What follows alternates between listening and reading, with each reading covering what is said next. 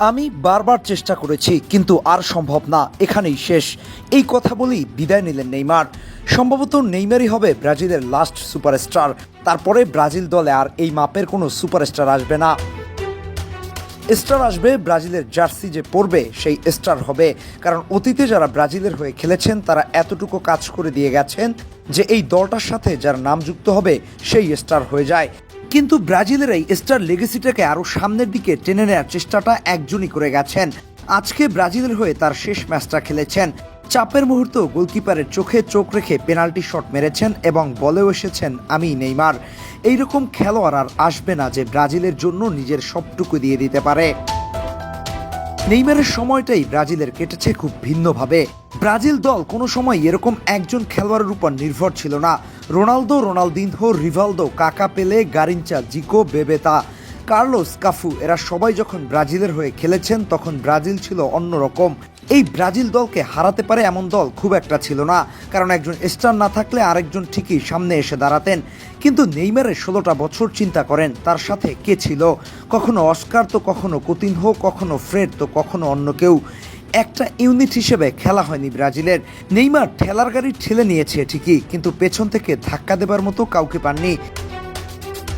সান্তোসের ঘাড়ে বেড়ে ওঠা ফুটসাল বয় 2011 হতে এই পর্যন্ত ব্রাজিলের সম্মান কাঁধে বহন করেছে। ব্রাজিলের মতো পরাশক্তির চাহিদা, অভাব, প্রত্যাশা কিংবা অভিমানের বোঝা বইতে গিয়ে পুরো শক্তি ক্ষয় হয়েছে। পাগুলোকে বারবার ছুরিকাচির নিচে নিতে হয়েছে। ভিলো এভারেস্ট দল নিয়েও ব্রাজিলকে অরাধ্য অলিম্পিক এনে দিয়েছে, কনফেডারেশন কাপ দিয়েছে, ইতিহাসের সর্বোচ্চ গোলদাতা হয়েছে। সর্বোপরি ব্রাজিল তথা রাইভাল সমর্থকদেরও তার পায়ের জাদুতে ফ্যান বানাতে সক্ষম হয়েছে। এমন একটা গ্লোবাল আইকন হয়ে উঠেছে যে সারা বিশ্বজুড়ে তার ভক্ত সমর্থক।